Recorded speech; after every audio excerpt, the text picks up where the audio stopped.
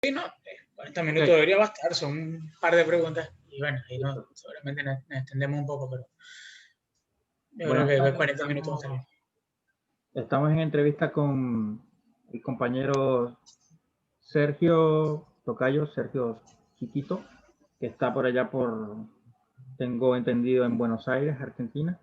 En esta nueva entrevista que vamos a realizar con un compañero que consideramos militante de base del proceso bolivariano, nos gustaría tener sus consideraciones y valorizaciones acerca de unas preguntas por las cuales nosotros vamos a ir charlando de acuerdo a ellas, frente a unas opiniones directamente con lo que ha sido el proceso bolivariano revolucionario, entre comillas, de lo que se ha denominado el socialismo del siglo XXI, el socialismo bolivariano del siglo XXI, que lidera actualmente Nicolás Maduro, heredado por el comandante Chávez. Entonces, ¿cuál sería tu consideración al respecto, Sergio, de acuerdo a si existe tal socialismo? Hola, tocayo, ¿cómo va? Bueno, muchas Dale. gracias por la entrevista. Bueno, sí, o sea, como dijiste, en su momento fui militante de base del proceso bolivariano y del llamado socialismo del siglo XXI. Y bueno, entrando básicamente a lo que me preguntás, el sol de Dale. hoy, bueno, evidentemente que esas, a ver, esas expectativas que me generó a mí, digamos, ese proceso que se inició en Venezuela hace más de 20 años, bueno, me generó unas expectativas muy grandes. A ver, gracias a ese movimiento, un poco me adentré sobre el estudio de la izquierda, el marxismo, y bueno, en cierta forma, sí, me generó un montón de expectativas y que, bueno, en el transcurso de los últimos 5 o 6 años, digamos que bueno, se vivió un proceso corrosivo dentro del proceso que se venía gestando. Y bueno, nada, se desnudaron un montón de cosas que capaz en su momento las obvié, pero evidentemente que al sol de hoy sí pienso que todo este llamado socialismo del siglo XXI, y no fue más que retórica, eh, mucho discurso, mucho verbo, eh, incluso a nivel legislativo también hubo bastantes leyes, un montón de cosas con sus defectos, dejaron cosas que desear, pero bueno, eh, realmente parecía como que de cierta forma se perfilaba la construcción de un nuevo sistema político un poco más democrático, inclusivo, popular, a través de las comunas, consejos comunales, todo este aparataje. Eh, Viste que fueron ideas que se fueron gestando allí, que en su momento a mí me generó bastantes expectativas, que bueno, en la práctica digamos, de esas políticas, nada, pudimos, bueno, ya para hoy digamos, es bastante evidente, ¿no? Que nunca hubo la intención real de llevar eso a cabo, que se volvió más bien un tipo de retórica. Eh, y bueno, nada, evidentemente que durante el gobierno de Maduro hubo como, como se desenmascaró un montón de cosas y tipo que quedó al descubierto, eh, digamos, problemas que se trasladan, ¿viste? A los momentos de cuando estaba Chávez al frente del proceso. Eh, bueno, en la gestión de Maduro se desnudaron todos esos problemas y de cierta forma hicieron evidente que las cosas andaban mal desde, desde antes de la entrada de Maduro. Se venían arrastrando algunas cosas que, capaz no fueron visibles, porque estábamos, bueno, gozando de una renta petrolera bastante rica, y eso permitió, en cierta forma, maquillar las falencias y digamos, las decisiones políticas y económicas graves que se tomaron durante Chávez y ahora con Maduro. Vale, entendiendo que esa pequeña caracterización desde tu experiencia personal como, como militante de base, que alguna vez, o que no que alguna vez, sino que se mantiene, porque uno no deja de ser lo que es, en el sentido de que el factor político, el factor ideológico para decir como de manera declarativa, como lo hizo Hugo Chávez al declarar que Venezuela se encontraba en el socialismo bolivariano, como lo caracterizó él de una forma eh, bastante peculiar, y llamar lo que era el socialismo del siglo XXI como una cosa aparte, que iba a ser una cosa nueva, deslindándose de todo lo que ideológicamente compone una fundamentación ideológica, filosófica, política, de lo que se puede considerar socialismo. Partiendo desde allí y escuchándote a ti, que, eh, es casi que ridículo que alguien pueda comentar una defensa real de que en este preciso momento y años anteriores, tanto con Chávez como ahora con Maduro, haya existido tal socialismo, reconociendo de que ni siquiera en, en la Revolución Cubana, que es la más cercana a Latinoamérica, tal socialismo como modo de producción se haya resaltado y destacado y funcionado dentro de la sociedad latinoamericana, sin referirme a lo que fue el hito histórico de la Unión Soviética, la Unión de Repúblicas Soviéticas, que con Lenin logró catapultar una ruptura primero contra una sociedad feudal en Europa y contra el zarismo. Y, y dar un salto histórico y cualitativo para la conformación de una sociedad socialista en pro del comunismo. O sea, que no lo veían como un fin, sino más bien como un medio, el socialismo, desde desde la ideología comunista.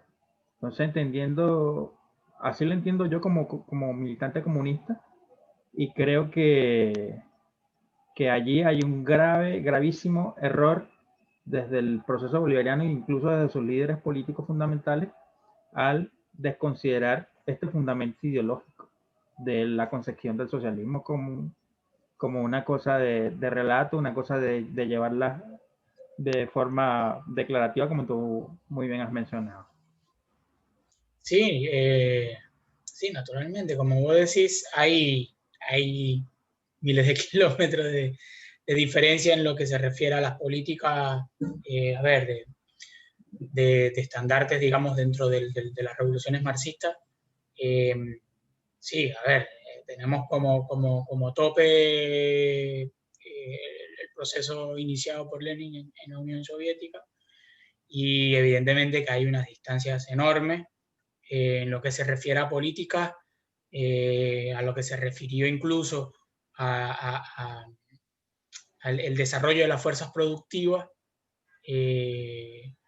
Hubo un montón de cosas que no, que, o sea, en Venezuela el socialismo como tal, ya después a ver, que iniciamos, a ver, que yo inicié un estudio del marxismo a través de distintos pensadores de esa corriente política, o sea, se hizo más evidente la ausencia de políticas de fondo para lograr ese llamado socialismo, y como decís vos, hay se reniega un poco de mencionar ciertas experiencias pasadas del socialismo, se reniega un poco de ciertas teorías del socialismo, y dentro de la retórica política se usaba lo que tipo convenía para el discurso, para alentar a las masas. Pero sí, evidentemente que Entonces ahora es podemos más decir evidente. que era populismo realmente entonces. Y en palabras cortas, sí, eso es lo que fue. Una forma de contención, supongo, que bueno, que sabemos que Escuchamos a Maduro diciendo que, bueno, que todo es por el socialismo, que vamos a triunfar por la revolución, que por el socialismo, que y a el, mí, que el hay una, imperialismo, y sí, tal. sí, yo tengo una opinión muy particular en mis últimos años en Venezuela, y bueno, que hasta en el aspecto discursivo, en los últimos años, la palabra socialismo menguó un poco en favor de la palabra imperialismo. Y es medio, o sea, en mi punto de vista, porque bueno, en un momento en que yo me desligo, porque como sabes bastante bien vos, yo era militante del proceso revolucionario y del proceso que creía que era revolucionario, el proceso bolivariano, el proceso comandado por Chávez y posteriormente por Maduro. Bueno, cuando llega el momento que me deslindo, porque bueno, no veo identificadas mis aspiraciones políticas en ese proceso, más de una persona, tipo, pensó que había claudicado de mis ideas de izquierda, pensó que había claudicado, que era un traidor, qué sé yo, y era una especie de chantaje con este llamado a la unidad frente a un agresor externo, en este caso Estados Unidos, o el bloque europeo,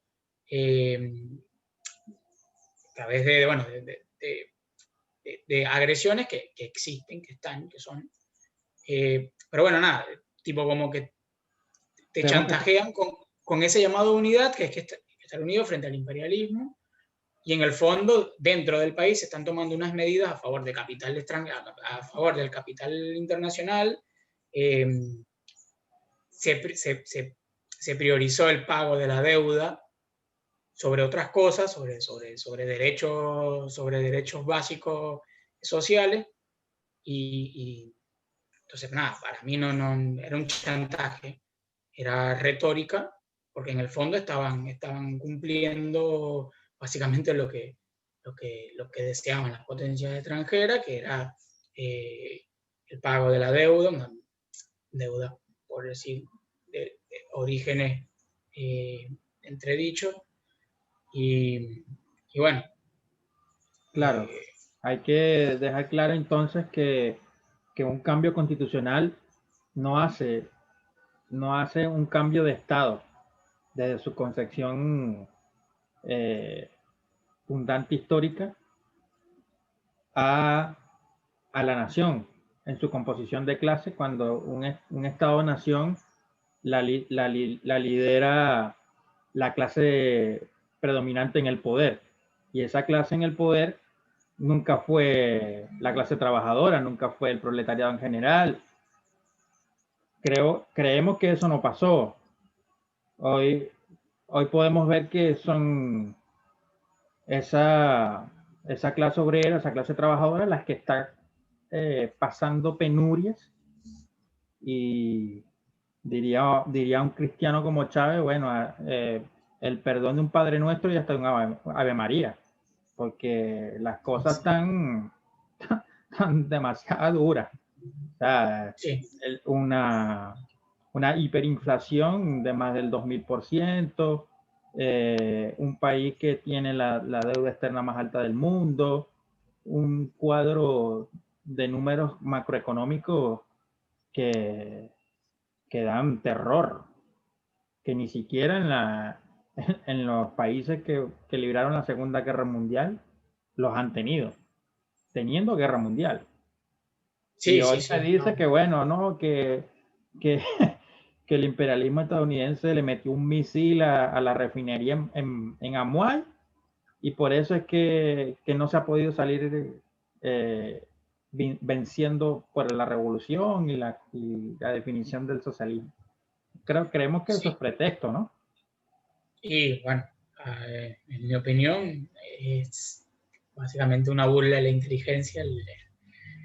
Un poco eso lo que mencionaste, que cuando yo vi la noticia, y te lo juro, pensé que estaba viendo una, no sé, una página de comedia política. Sí, a ver, yo tengo una opinión digamos, sobre el deterioro de la economía, que para mí el principal responsable en hacer las desacertadas políticas del gobierno, por decirlo de una forma amable. Y esta situación no se ha habido para nada favorecida por las sanciones de las potencias extranjeras. Yo no quitaría eh, peso a esas acciones que para nada lavan las manos a la administración actual en Venezuela, pero existen esas medidas a ver, que están siendo impulsadas por la derecha tradicional en Venezuela, eh, porque bueno, hay que decirlo, en Venezuela lamentablemente hay dos posibilidades, o al menos eso es lo que se tiene desde el punto de vista del pensamiento, de la opinión pública, es que existe el gobierno nacional, que en mi opinión viene a ser una nueva derecha, una nueva socialdemocracia, y la derecha tradicional que gobernó el país antes del chavismo, 40 años, de una democracia bipartidista, bueno, tampoco le dejó un legado, digamos, importante en lo económico. Pero bueno, están esas dos opciones, y bueno, una de esas opciones, la derecha tradicional está impulsando unas medidas de sanción al gobierno que se traduce en penurias para el pueblo, que ya bastante dura la tiene con un gobierno que no la atiende, y bueno, y algunas sanciones que la verdad complican un poco más. Recién estaba leyendo unas sanciones que iban a endurecer un poco más el hecho de la importación de gasolina a Venezuela. Estamos hablando de algo Claro. que hace 10 años jamás íbamos a pensar que Venezuela necesitaría importar gasolina, pero es el caso actual, y a ver, eso es algo que va a tener unas implicaciones bastante graves en lo que es la distribución de alimentos, en lo que es el sistema de salud, en lo que es un montón de cosas que agrava la situación. Entonces es súper complejo y desde el punto de vista de la clase obrera, es un cuadro bastante negativo, bastante Claro, poco tú prometedor. has mencionado algunos elementos que son claves, que son neurálgicos de ese cuadro de afección, pero que, sin embargo, o sea, podemos mencionar, claro, está esa escasez, la sobredemanda de gasolina, sumado a la cuarentena que es drástica, la capacidad comercial, para la importación, para la exportación, perdón, está la demanda petrolera mundial que por la COVID ha destruido los precios, está en nivel geopolítico la guerra comercial de, de los precios entre Rusia y Arabia Saudita, está todo eso que la pandemia ha disminuido, o sea, que disminuyó sobre todo un país rentista petrolero que depende de la venta de petróleo, y entonces es, inmediatamente el Producto Interno Bruto cae. Y ese Producto Interno Bruto no es que ha caído de hace 2 años para acá, porque tenemos entendido, bueno, que que desde el 2003 más o menos, 2013, 2019, en varios sectores de la economía, como por decirte, mencionarte dos por lo menos, en materia de construcción, en el PIB de construcción en 2013 era de 97%, imagínate, la caída. 97% está como dato estadístico. Y del 2003 al 2019, el PIB en manufactura es del 86%. Es decir, que no se produce casi nada en cuestiones de vestimenta, de ropa, etc. Y mucho menos en construcción. Cuando vimos que antes de esos años, del 2003 en adelante, vimos colosales grandes obras de infraestructura que iban de la mano de una gran empresa brasileña llamada Odebrecht. Imagínate los enclaves que están allí y las cosas terribles que están por detrás de tras cámaras. Entonces, Sí. hay otros elementos allí que, bueno, que hay que enfatizar, que es el sistema cambiario, las empresas de maletín. El sistema cambiario en Venezuela jugó como 5 cambios, de un dólar oficial a precio de gallina flaca, y que la gente hizo agosto, pero a favor de quienes, de los que tienen para comprar y traer, importar y traer a Venezuela y vender mucho más caro. Cuando se tenía un dólar oficial de 105 bolívares, después luego a precio de dólar today, dólar paralelo era 250.000, una cosa espantosa. Y entonces esa desinflación de la moneda, ese palo a la moneda, y, y no teniendo una economía para mantenerla, claro que eh, quebró la economía y la moneda del país. Ahí, bueno, tú puedes profundizar un poco más en eso desde la experiencia que de tu día a día, cómo es que el bolívar se ha dolarizado. Y sí, a ver, como explicabas vos, el problema cambiario, eh, sí, cuando empezó, sí, había un dólar básicamente subsidiado, un dólar muy por debajo del valor real, que esto favoreció, sin duda, a dos grandes sectores. Favoreció la corrupción interna, desde el punto de vista que los que podían acceder a ese dólar económico no era la población en su conjunto, no era, accedían ciertas personas a liquidar esos dólares a ese precio tan económico. Eso evidentemente que favoreció grandes tramas de corrupción a lo interno, y favoreció en cierta forma la burguesía comerciante también, que bueno, aprovechando esos dólares económicos, compraban mercadería en el extranjero y, bueno, acá a cualquier precio. Incluso, como decís vos, empresas de maletines, sobrefacturaciones, un montón de cosas que, bueno, que terminó por una fuga de capitales súper importante, bueno, que en todo caso destruyó lo que es la empresa petrolera, que se veía obligada a liquidar los dólares al precio del Banco Central de Venezuela, que bueno, desde el punto de vista del manejo de una empresa era totalmente, no era rentable.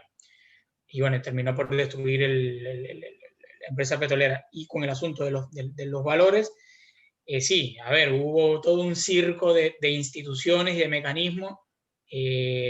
Había en su momento, llegó a haber como 5 tipos de dólar, 5 tipos de sistemas cambiarios. Sí, y ya, bueno, en un momento, sí, la hiperinflación sencillamente terminó por digamos, acabó un poco con esos mecanismos cambiarios, con todo este circo, el Estado, el gobierno en todo caso, se vio en obligación de, de eliminar, digamos, ese dólar subsidiado. Y bueno, nada, ahora paulatinamente, honestamente, yo cuando me tocó migrar fuera de mi país, el fenómeno de la dolarización no había llegado a los niveles que está hoy en día. Hoy en día, cualquier transacción económica en la calle es en la moneda extranjera del dólar. Cuando me vine, no, se tenía como referencia, pero no, o sea, no era el intercambio habitual en esa moneda. Ahora, bueno, sí, se ha visto un cambio total y de hecho una apertura desde el punto de vista del gobierno que aceptó a través de algunos discursos, algunas alocuciones, aceptó como, claro, con el cinismo que los caracteriza en este momento, lo aceptó como algo bueno.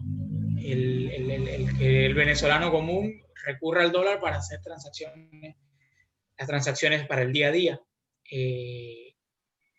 Pero bueno, sí.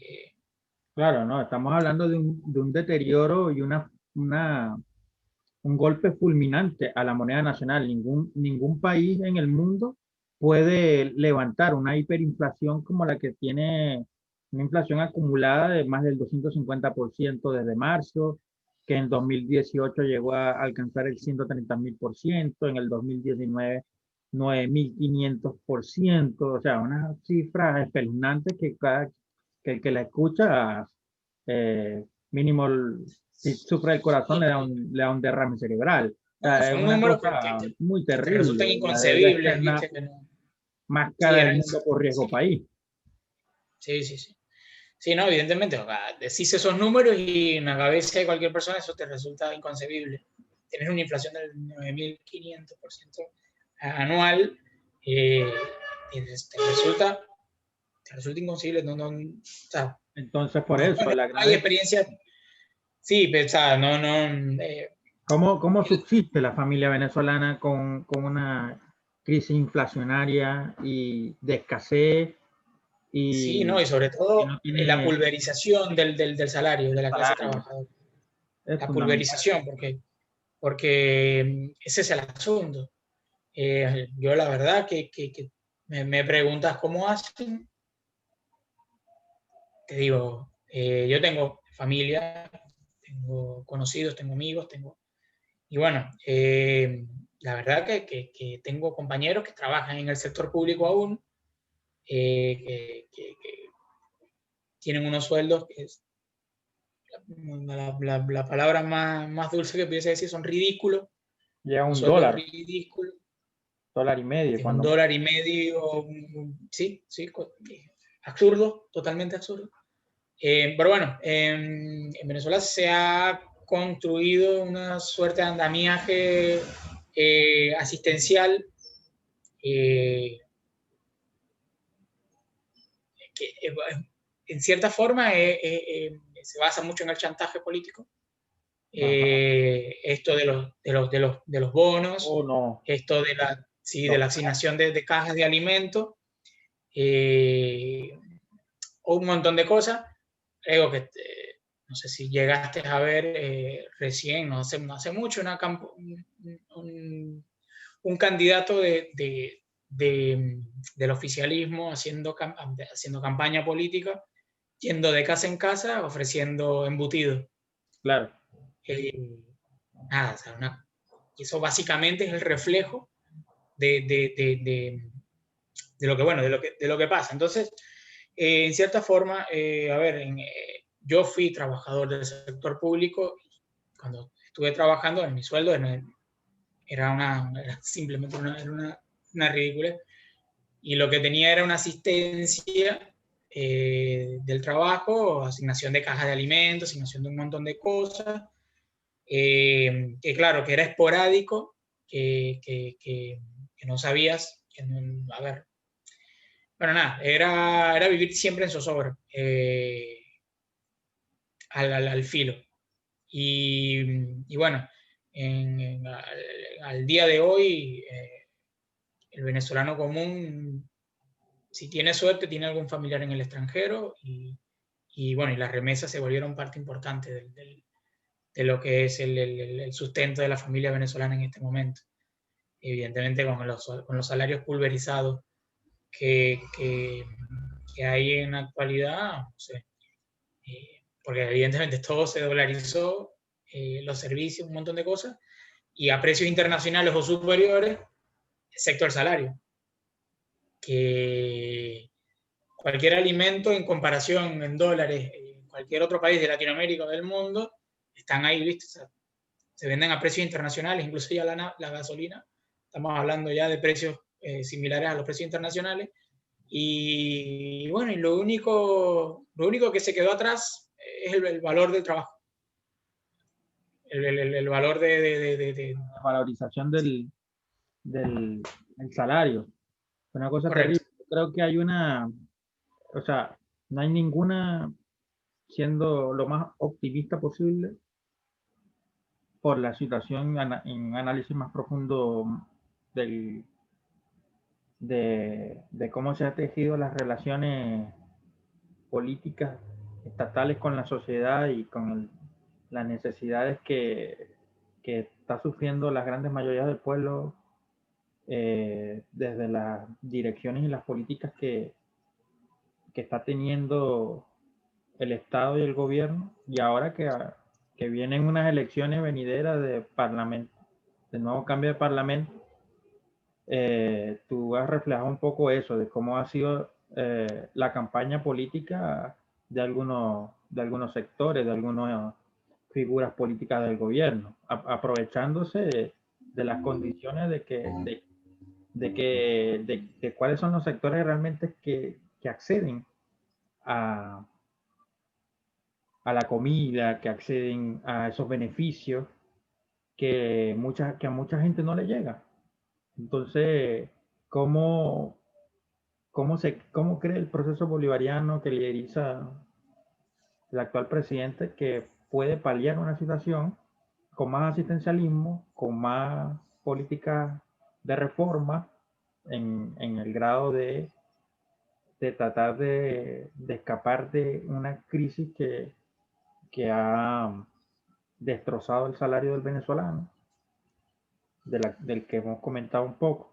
Entonces, ¿por qué crees tú que ocurre este fenómeno? Bueno, a propósito de lo que mencionás las venideras elecciones, a mí en lo particular, el actual gobierno eh, tiene una crisis, un montón de cosas, pero tiene una crisis, en lo particular me parece que estas elecciones van en ese sentido. Tiene una crisis de no reconocimiento internacional, de desprestigio en relaciones internacionales, que, bueno, que está tratando en cierta forma, limpiar un poco, y bueno, y las elecciones estas van en ese sentido. Es por un asunto de que el Estado necesita urgentemente ingresos de divisas, requiere inversión, evidentemente que hay toda una agenda de privatizaciones que se están asomando. La ley De de hecho, bloqueo, ¿no? La ley antibloqueo. la ley, exactamente, esa es una ley que da terror, que leer esas letras chiquitas que dicen que el Estado se reservará el derecho de mantener en confidencialidad algunos elementos de los contratos que se firmen. Y bueno, ya eso te está indicando Que lo que viene es que, privatización. que se viene una entrega del país contrario a los intereses del pueblo, evidentemente, porque bueno, y en ese sentido, el gran problema del gobierno actual es tener una Asamblea Nacional opositora que no le permite o no le da la tranquilidad a la inversión extranjera de poder invertir y de que carezca de legalidad esas negociaciones que se puede hacer con el Estado venezolano porque no hay una Asamblea Nacional que lo legitime. Entonces, bueno, se inventó esto de la Asamblea Nacional Constituyente, que evidentemente no cumplió ese objetivo, porque hay que decirlo, nunca estuvo sobre la mesa desde el punto de vista real hacer una reforma a la Constitución. Y bueno, básicamente me parece que por ahí va un poco esto lo de las elecciones.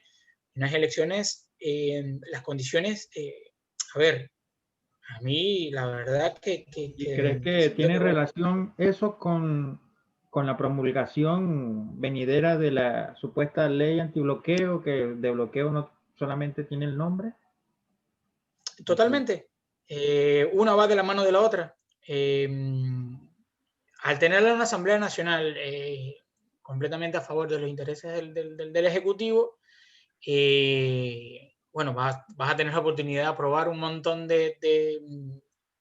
digamos, de acuerdos, de privatizaciones, de ceder empresas nacionales, de servicios como la electricidad, la refinería, o sea, el sector petrolero sobre todo, y bueno, y tipo, ya te lo dice, esa nueva ley ya te está avisando, pero a todas luces, que se viene una entrega y se viene de la peor manera. Evidentemente que a ver,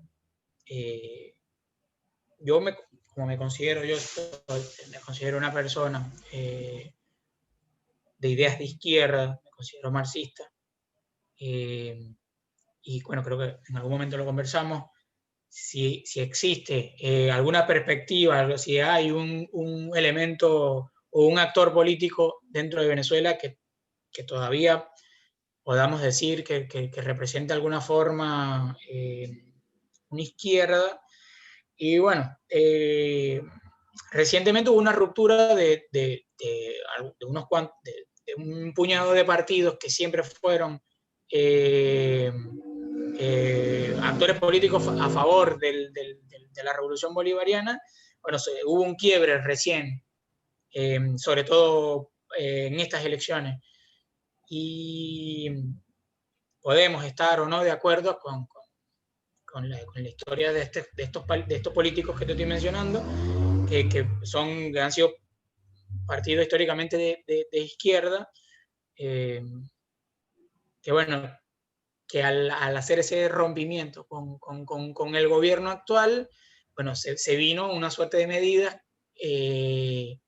como nombrar juntas directivas de ciertos partidos políticos, tanto porque bueno, hay que decirlo también, en la derecha tradicional pasó, y pasó en partidos de izquierda, donde se montó unos títeres en ciertos partidos, por ejemplo, Tupamaros, Patria para Todos, que bueno, que ahora van a participar de las elecciones con unos candidatos y Claro, me estás hablando una del, directiva. del PCB y la APR. Sí, y no, bueno, y la verdad que bueno, que sí, dentro de la izquierda que quedaron un par de partidos políticos que se independizaron digamos, tarde a mi juicio, o se deslindaron digamos, del PSUV, correcto. Y bueno, pero están súper invisibilizados. Bueno, y evidentemente hay un clima político en pero Venezuela. ¿crees que esa coalición del PCB y lo que es la APR, esta Alternativa Popular Revolucionaria, crees que va a cambiar las correlaciones de fuerza, va a agudizar las contradicciones, va a impulsar un proceso revolucionario, tiene un proyecto de construir socialismo y comunismo? ¿Qué crees tú que eso lo va, tienen la madera y el hierro para hacer eso? Y en lo particular, no lo creo. Ignoro mucho, desde que hubo ese rompimiento con el PSUV, ignoro mucho cuál es la gente en concreto. Pero no, partiendo del hecho de que músculo de movimiento de personas, no estoy muy seguro de Claro, que puedan porque captar un grupo importante. En Venezuela, actualmente, a mi juicio, existe un descontento generalizado hacia el gobierno, que se ha traducido también en un rechazo a las ideas de izquierda, que se asocia al gobierno, de mi forma, de mi opinión errática, erradamente, pero sí, existe, en cierta forma, incluso se ha trasladado al comportamiento de los grupos de inmigrantes venezolanos en el extranjero. Pasa en Chile, pasa en Argentina, donde, bueno, digamos, el deterioro tan grave y la situación tan terrible que se vivió en Venezuela, de cierta forma generó psicológicamente que generó una suerte de psicosis y fobia a las ideas de izquierda, porque se asocia, a ver, después de tantos años de retórica socialista, de retórica, de palabra, de discurso, y sí, la gente evidentemente asocia la situación venezolana a esas ideas, que nunca se aplicaron, evidentemente, que es precisamente lo que estamos hablando hoy. Así que la verdad que no creo que esa coalición ahora de izquierda, el PSV, no se la veo complicada un poco. entendemos. Entendemos de ese análisis que has hecho del gran descontento que existe en la población y sobre todo en las clases eh, explotadas históricamente, que son las que históricamente votaron por el proceso bolivariano, tanto con Chávez como con Maduro, y bueno, y por el Parlamento y todas las políticas de reformas que se han constituido en el marco de la estructura jurídico-legal, de cambio de leyes habilitantes, etcétera, que en el transcurso de estos 20 años vemos que se, se asientan en lo que es la constitución bolivariana que antes la gente defendía y se, se rompía las venas, se cortaban las venas por ella defendiéndola, daban hasta la vida y ahora como que no vale mucho eso porque hemos visto hasta desapariciones, hemos visto mucha gente que ha pagado cana, la han metido presa por protestar en la calle, por protestar por un salario digno, campesinos, obreros, mujeres. Entonces vemos Sí, que la condición está como grave, ¿no? sí, en ese sentido, a ver, incluso dentro de una democracia burguesa común, ha habido un deterioro de las condiciones mínimas democráticas. Evidentemente, hemos visto casos de compañeros desde la izquierda que han sufrido ejecuciones extrajudiciales, han habido esta suerte de esta división de esta policía, la Policía Nacional Bolivariana. No me viene ahora el nombre de esa fuerza de tareas especiales bueno, que ya dentro de lo que es la sociedad venezolana representa esa fuerza policial que, digamos, está asociada a lo que es la represión de digamos, de militantes contra el gobierno, venga desde la izquierda, venga desde la derecha. Ha habido represión a maestros que exigen salarios mínimos ajustados a la cesta básica.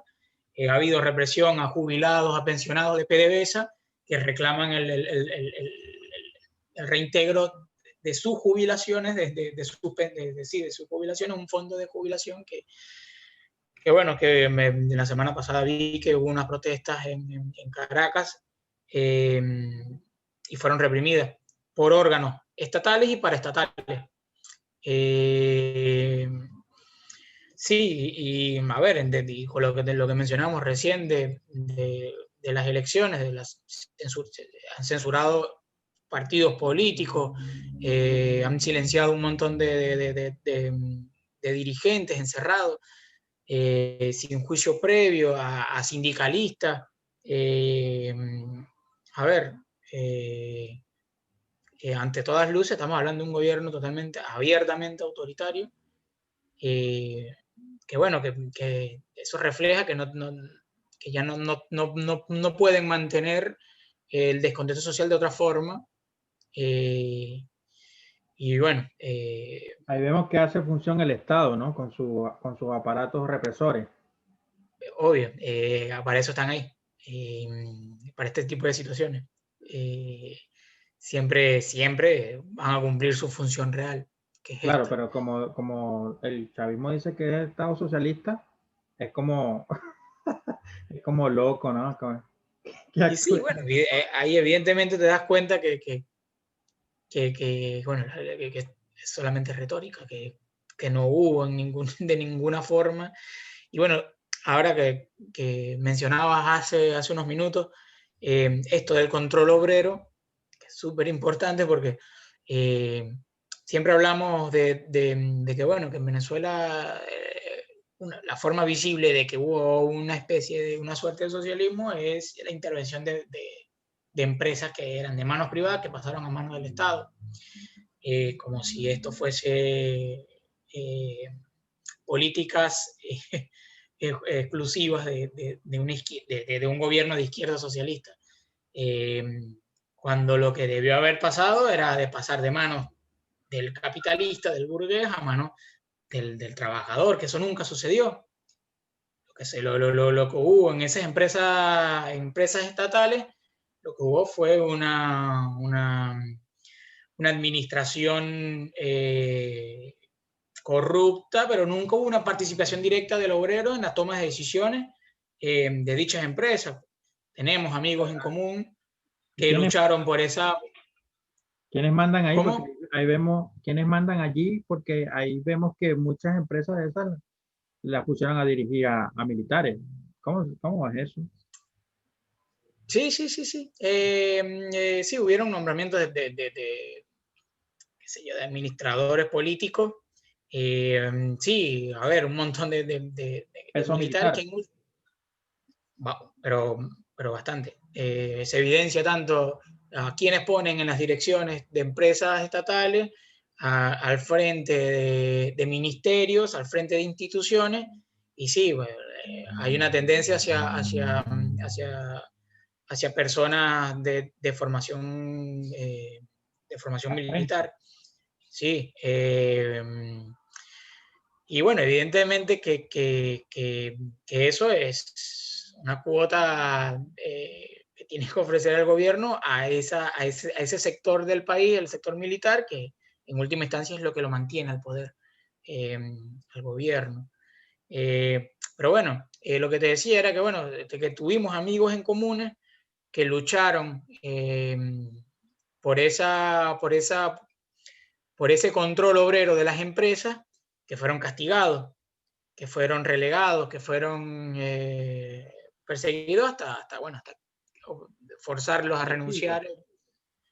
Y sí, y a ver, y ahí básicamente te das cuenta, ¿no? Que fue un gobierno que en su política fue consecuente, que nunca quiso el socialismo, que nunca quiso el control obrero de las empresas.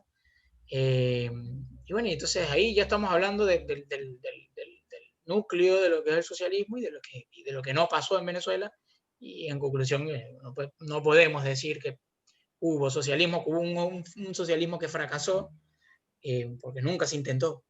Nunca se le dio una oportunidad a verdaderas políticas socialistas, al menos del núcleo de lo que podemos decir socialismo.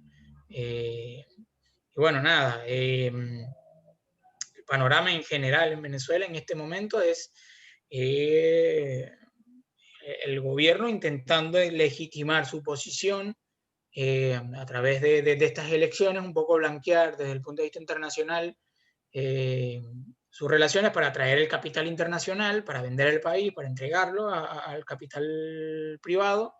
Y bueno, nada, todo esto a la vida común del venezolano, y son malas noticias en el corto plazo, en el mediano plazo, en el largo plazo.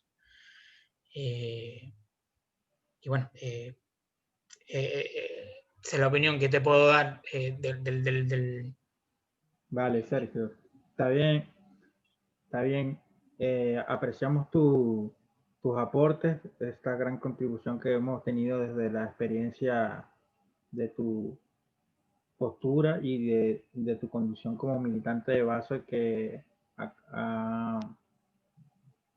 conoce muy bien la calle y conoce muy bien los espacios de poder y de estructuras del Estado en donde se ha movido mucha gente del común, de los trabajadores, de los obreros que todavía siguen luchando y manteniéndose firmes por sus convicciones como revolucionarios, como militantes por el socialismo y por el comunismo, desde la perspectiva de clase. Te agradecemos haber participado en esta conexión. Gracias. Muchas gracias a ti. Esperemos podernos encontrar por allá o por acá, como seguramente. nos deje y nos permita la pandemia. Vale, gracias, Sergio. Hasta luego. No, gracias a vos, Sergio. Nada, te mando un abrazo. Muchas gracias por este momento. Y bueno, sí. Evidentemente, bueno, dentro de la militancia sí vamos a coincidir. Y bueno, nada, espero verte pronto. No sé si por esas tierras, por acá, en Venezuela, no se sabe. Pero bueno, nada, te mando un abrazo. Igual, Sal.